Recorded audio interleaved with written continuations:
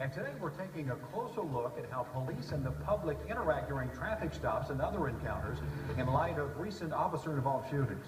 This past Sunday, a man in the middle of a mental health episode was shot by a female officer when he threatened her with a hammer.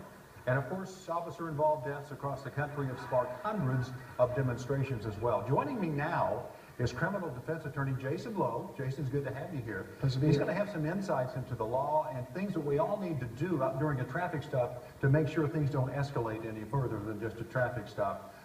One thing a lot of people have emailed us about here, when you have a situation with a woman or somebody who is mentally ill, obviously, can they use bean bags or tasers, or do things just happen too quick to be able to do all that? Well, that's a major problem in the state of Oklahoma as far as mental health issues. There's a lack of funding in the state. If there's an opportunity for a police officer to detain a suspect without using deadly force, that's the first thing he needs to do. Deadly force is always the last option. You're going to use me as kind of the demonstrator here and show us what we need to do after we get pulled over on a traffic stop to make sure we don't cause any alarm in the officers. Absolutely. Okay. For this demonstration, you're the passenger and I'm the officer. Okay. Usually the officer comes on your right-hand side and he pulls you over, and just assume that it's nighttime and it's dark. The first thing you need to do is have your hands on the steering wheel. Okay? Second thing you need to do is not make any sudden movements. You don't want the officer to feel threatened.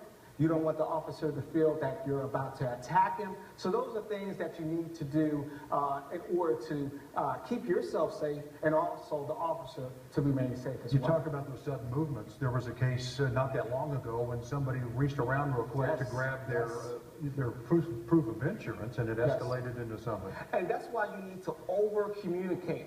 You need to let the officer know, hey, I'm about to go get my driver's license. I'm about to go get my insurance. You need to let the officer know every movement that you're going to make. It might sound simple or trivial, but it can save your life. Absolutely. And I think sometimes that brings up a good point. Sometimes we forget how much stress these officers are under when they walk up to a car that they've just pulled over. Total stranger. I tell my clients all the time, the most important thing you need to do when an officer stops you is be respectful and courteous. Yes, sir. No, sir. Other things that you need to do is follow their directions. But on the other hand, if you believe an officer is doing something that's inappropriate, call 911. Ask for their supervisor. So there's things that you can do as well. Well, we appreciate your insight into this because this is such a huge issue nationally right now. And we know that a lot of people are fearful of, possibly something happening, and as are the police officers, because everybody's so jumpy at this point. We appreciate your insight, and we hope it helps some people out there. When you pull over, basically do what they say. Absolutely. Yeah. Thank you very much. Thank you. Well, trying to keep track of your carbs and calories right now